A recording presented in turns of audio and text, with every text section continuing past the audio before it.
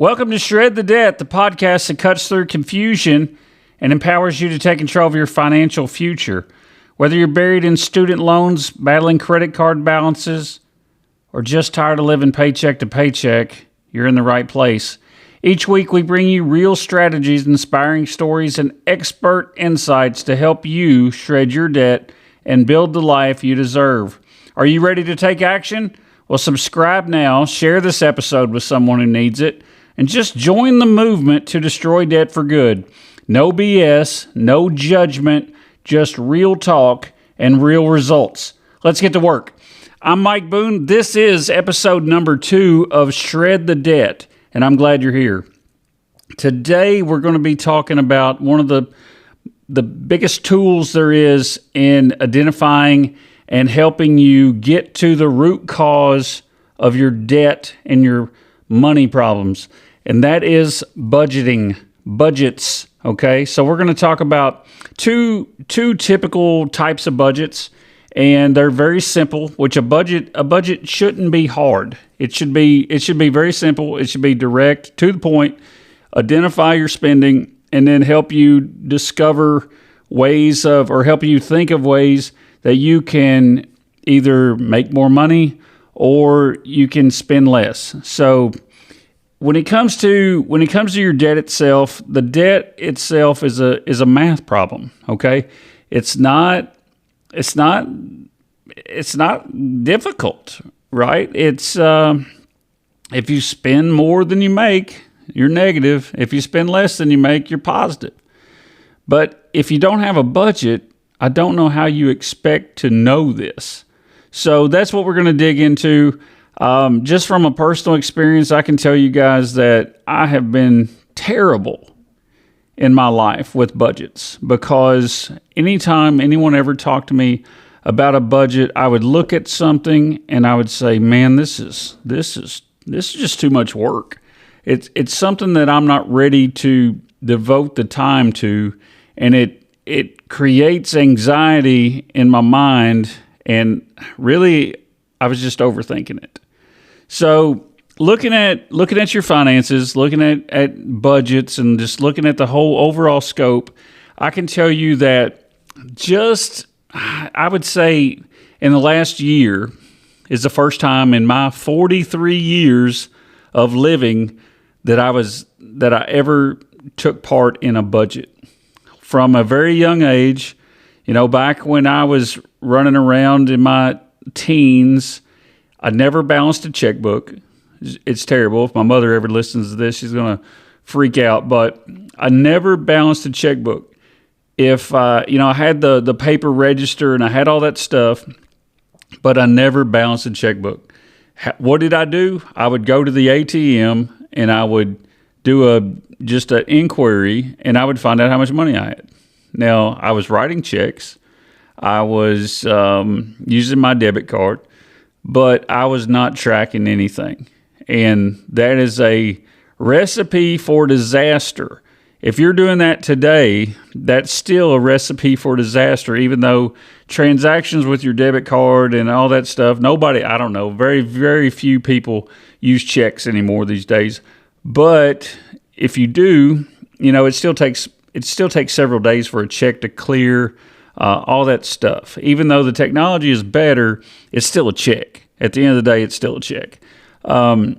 So if you're looking at the checks and the debit cards and all that stuff, and you're using an app to check your balance, it's a little better, but it's still not the best. And if you're like me, if you've been dealing with your finances your entire life by yourself, or even if you have a significant other, whatever that you're doing finances with, depending on how you were raised or the habits that you formed, whether they be good habits or bad habits, they're habits. And if you've never used a budget and that's the way you've always done it, then that's what you're bringing into your relationship sometimes.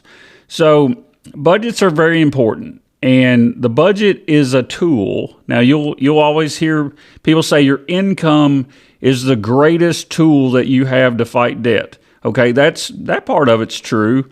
But also, if you don't have a way to understand your debt and to understand your spending, then you're not really doing yourself any good.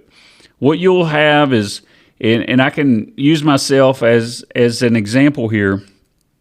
I look back at my career when I very first started. I've been in automotive engineering my entire career. Now, I started out at the bottom doing inspection and doing all that stuff. And before I ever got into root cause analysis and problem solving and investigations and countermeasures and auditing and all that stuff, I was just a guy out on the floor, making 12, 14 bucks an hour. And I was just looking, right? So as I progressed into my career, I made more and more money.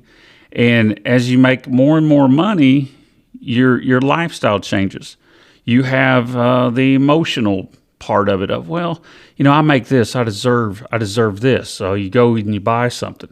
So with each lifestyle change, you spend more. And that's what you're always looking at. I make more, so I should do this. We always look at what we can buy with the money that we make. With the more money that we make, the more stuff we buy. Now, my dad told me one time when I was a kid, and it didn't really make sense until I started doing this finance stuff. And he's always like, you can be a guy that can make $30,000 a year and have $10,000 in bills, and you make $20,000. That's what you have, right? After you take out all of your bills. Well, you could be a guy making $50,000 a year and have $30,000 worth of bills, and you're still a guy making $20,000. Now, if you think about that, you might think that guy that's making $50,000 is having more fun, but I would say he's probably not.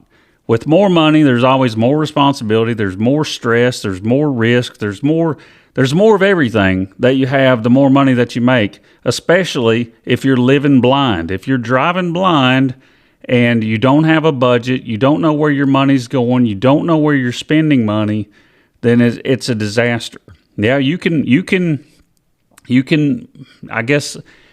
combat being dumb with more money, but it's still dumb, right? Just imagine, if I look back in my life, and you could probably do the same with yours, if you look back at your life and you say, man, if I hadn't have bought that, where would I be today? Was that really that much fun? And, a piece of advice that I can give to you, and we'll bring this up in multiple shows, but always know, just because you can afford the payment does not mean that you can afford the whatever it is, okay? But not to get off track, let's get back to budgets. And I'm going to tell you guys two ways of budgeting, two formulas or two methods to track your spending. And I have a sample of these that I'll be more than happy to share with you. Now, if you're interested in getting a copy or a sample of this data, I have an Excel spreadsheet, and it's very simple. You don't have to spend any money. You don't have to get the Every Dollar app or the Monarch app or any of these apps. Now, these apps are great. They're very good tools, but unfortunately, they're not free. And the free version is going to be cumbersome and probably want to scare you away from a budget. That's what it did with me the first time I downloaded the Every Dollar, and I'm looking at it and I'm like, man, this is too much. I can't do it. But when I started looking at a budget just from the fundamentals of put my income in, put my bills in, this is where I'm at, and I thought, hey, this is pretty simple. So if you want that and you're interested in it, send me an email, shredthedebt@gmail.com. I'll be more than happy to send it to you. But to get into the budgeting portion of it, the first one is zero-based budgeting. Okay, you may have heard this, or you may have heard Every Dollar budgeting or something like that. So with zero-based budgeting, what you're doing is you're giving every dollar a job. So you start at the top of the page and you're looking at what you make. So put your income in. So you put your income in, and then you itemize every expenditure that you have, every expense that you're making for the month, you put it in there. Now, for the first couple of months, you may not know, right? So if you're doing stuff like your electric bill or any type of recurring bill that's not the same every month, then go to the website or whatever for your electric company or your utility company or whatever the bill is, your phone bill, whatever. If it's not the same every month, like your mortgage or something like that, then go to the website, pull the last 12 months. You have 12 months to go by, take an average. That's going to give you close.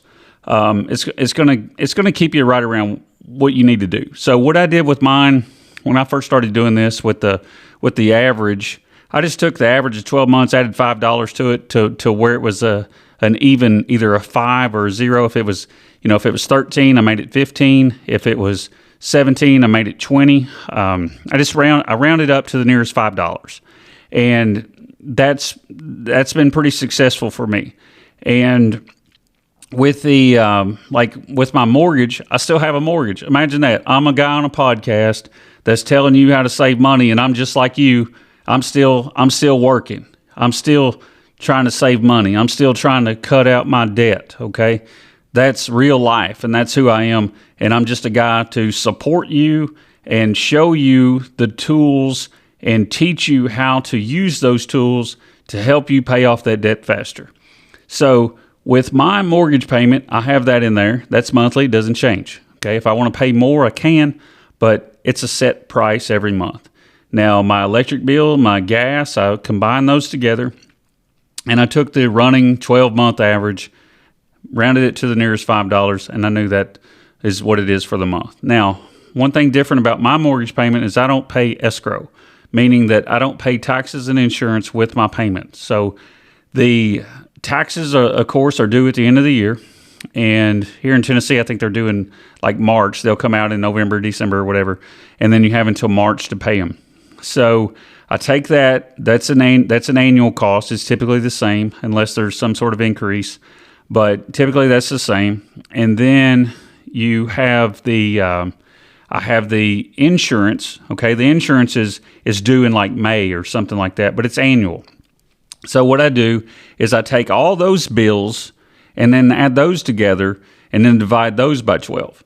Now, I also pay my car insurance the same way. I pay my car insurance and motorcycle insurance every 6 months. So all this stuff is in one big pile, okay?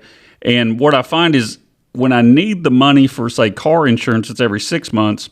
Well, when I take this monthly average and I'm putting X amount of dollars in there every month, then I know what I need to save every month to have what I need for the year. But everything's not due at the same time. So I can take from that.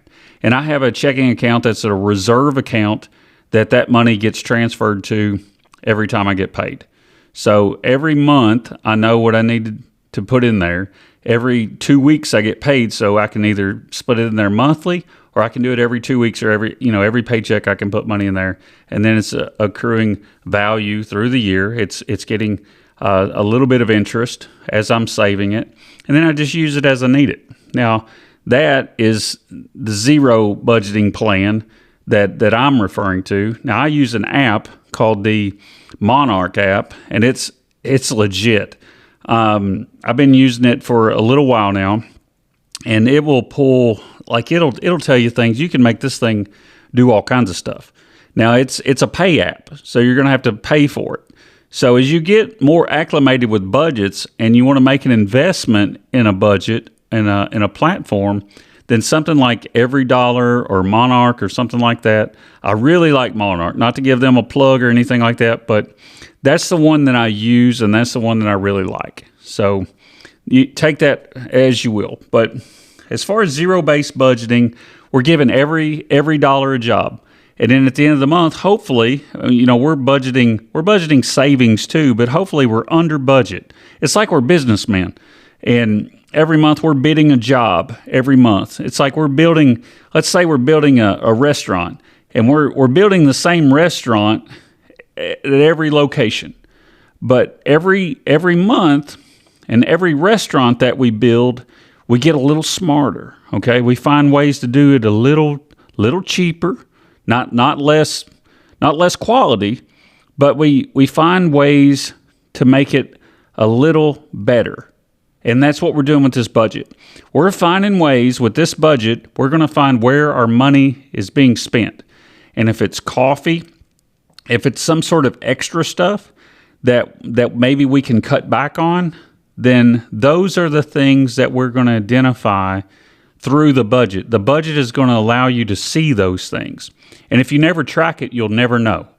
And I didn't know how much money I was spending in Dunkin' until I got a itemized line item that was Dunkin' on the Monarch app. And I'm like, man, I'm spending a lot of money on coffee. And it makes you look at things differently, okay?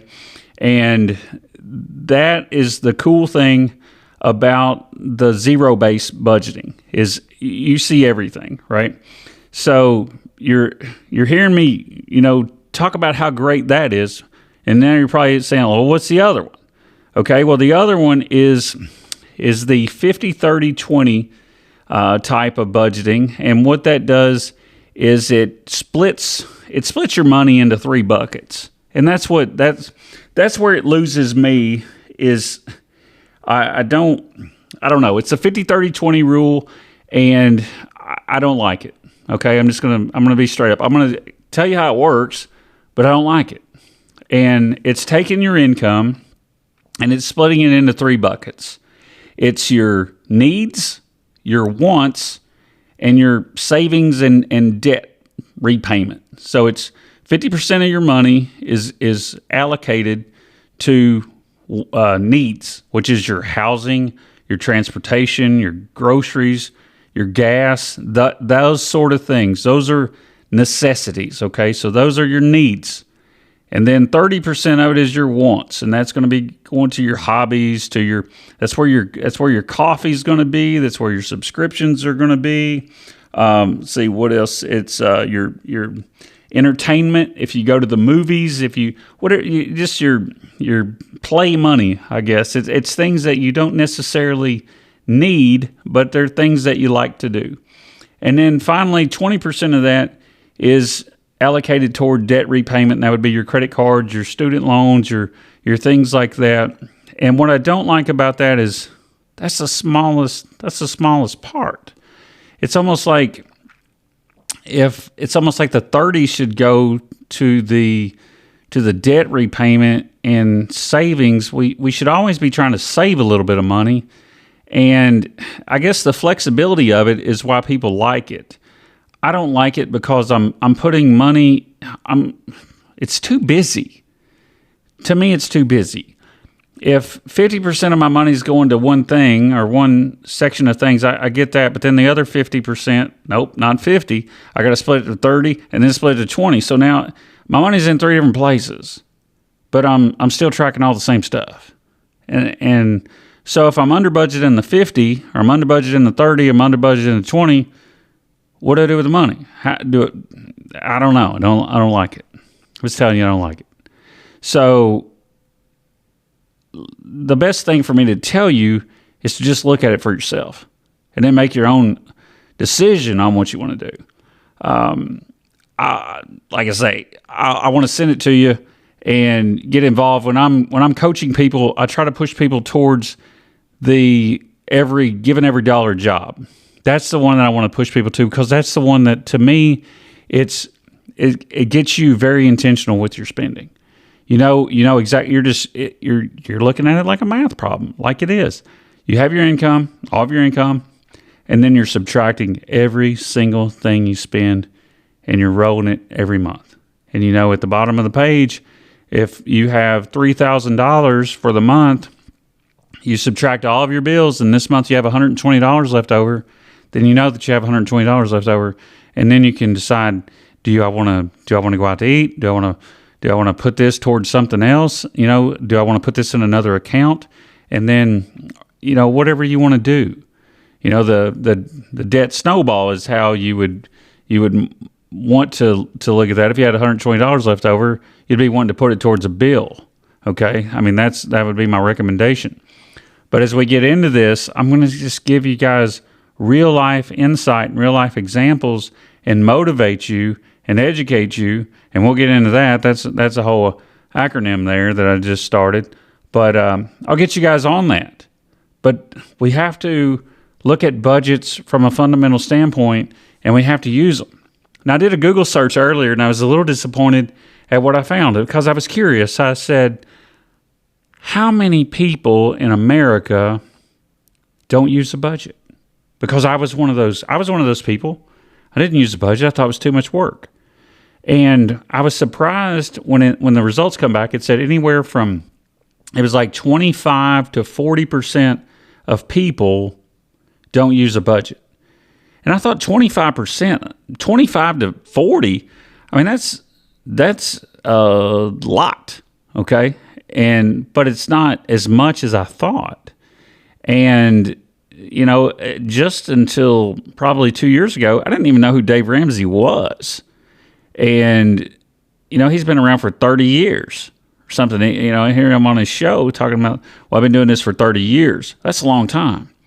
And I've just heard of you, and people that even call into his show, they're saying, well, just discovered you here last week, and I'm really interested in what's going on. Okay, well, that's cool, but man, that's telling me that I think those numbers are inaccurate.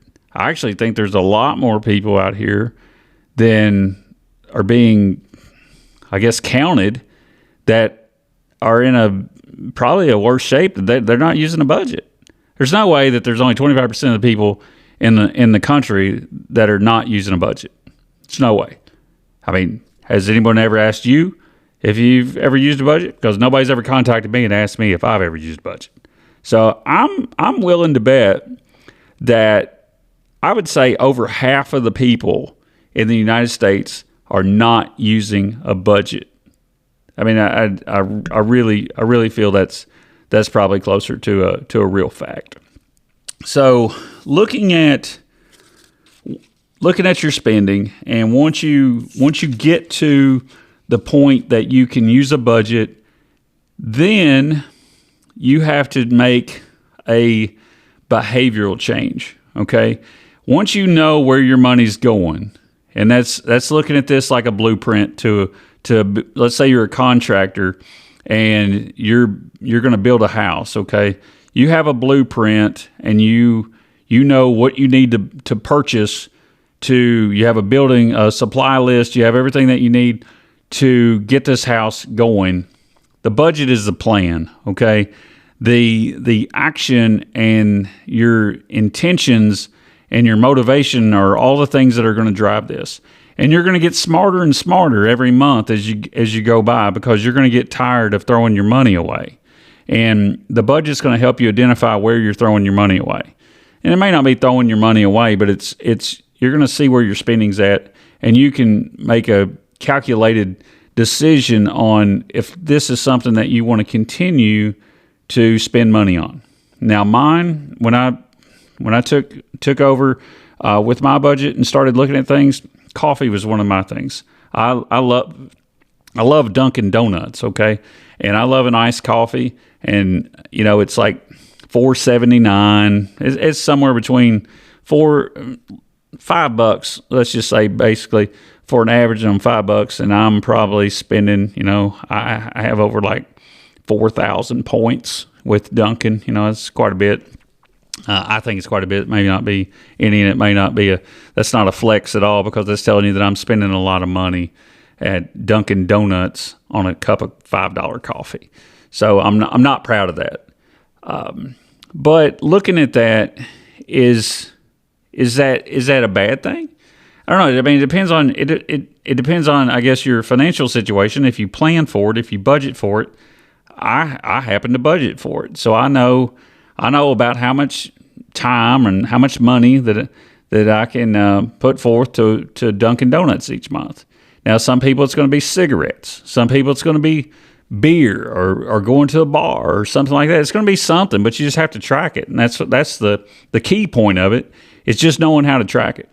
And whatever it is, I'm never going to get on here and I'm never going to criticize somebody or call them dumb for spending money on certain things, right? Because everybody has certain things that they're interested in, whether it be a hobby or whatever it is. And I'm not gonna beat you up on that. What I will question you every time when I'm looking at somebody's budget, when I'm coaching someone, when we're going through their finances, I'm going to ask questions. And the questions are going to be straightforward and simple. Do you need this? What is this? Do you need this? And do you need this much of it?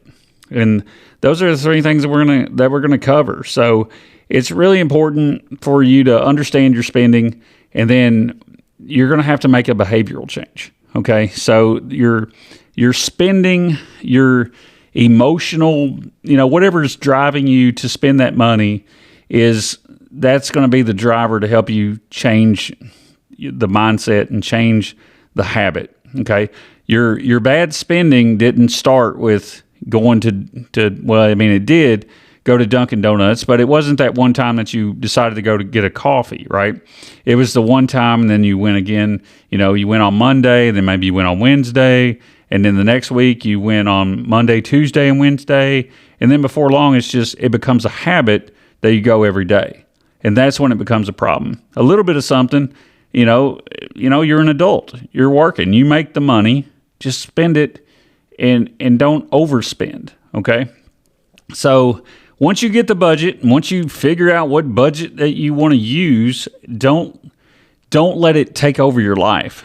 Don't let it be oversimplified, but don't let it control you to where it takes away your motivation. Okay? If you're trying to understand your spending and you're having trouble with it, take a break from it. Okay? Ask somebody for some help. If you have somebody in your household, or you have a friend, or you want to bounce ideas off of them. It's people are so secretive about their money that it's crazy. Now, we're not talking about figures and trying to flex on somebody and be like, hey, I make $100,000 a year. I want to know, what do you think about this? Because then you're like, well, you're flexing on me because I make 40 grand or something, that I'm not as smart as you. It's not. It's when you address people and you talk about finances, it should be clarity. I mean, it's like we look at finances like our parents looked at sex education when we were kids. Like, how do we have this talk? It's equally important to have this kind of talk with your significant other, with your children as you're growing up. You want to instill good values in them so they can make good decisions. And it starts with a budget. I mean, if I had grown up and I had my parents showing me a budget and not, like with an allowance is good, but if you're just saving this money to go buy one thing, is it a good purchase? Is it a smart purchase? A lot of times, parents are just like, well, it's your $10 a week. If you want to blow it on Lucky Charms cereal, then that's all you. If you want to buy 7 packs of Pokemon cards or whatever the thing is, right? That's not really good, right? I guess I'm just going to say that's not really good. Just having the money, that's just like having a job and saying, well, I make $1,200 a week. I'm going out here and I'm going to buy this car that's going to cost me $400 a month because I make $1,200 a week. I can afford this car. You may be able to afford the payment, but do you really know if you can afford the thing, the car, the whatever, right? That goes back to making the payment doesn't mean that you can afford whatever it is. So as far as a budget standpoint, as we wrap up here, I want you guys to know that, I'm here to help you. I'm here to coach you. I'm here to give you insight based on my life and my knowledge. And as I deal with problems every single day, and I use problem-solving tools, and these are the same tools that I use in my everyday life that I'm going to help you guys use towards finance. And then once you use these tools in finance, you yourself are going to be able to use these tools in other aspects of your life. And I'm excited for that, and I'm excited for where this podcast is going to go. So with that, I'm going to conclude, and thank you for tuning in to Shred the Debt, where financial freedom isn't a dream, it's a plan. If today's episode has helped you take one step closer to crushing your debt, don't keep it to yourself. Share it, rate it, leave a review. Do you want more tips and tools and motivation? Well, stay tuned for our next show and keep pushing. Whatever you do, just keep pushing. Don't give up. Don't let anything steal your motivation. And I want you guys to keep shredding. You've got this. I'm Mike Boone, and this has been Shred Your Debt. And if you do have any questions, if you want to get some financial coaching, if you're interested in it, whatever, send me an email, shredthedebt@gmail.com, and I'll be more than happy to answer any questions that you have. Thanks a lot, guys. Take care.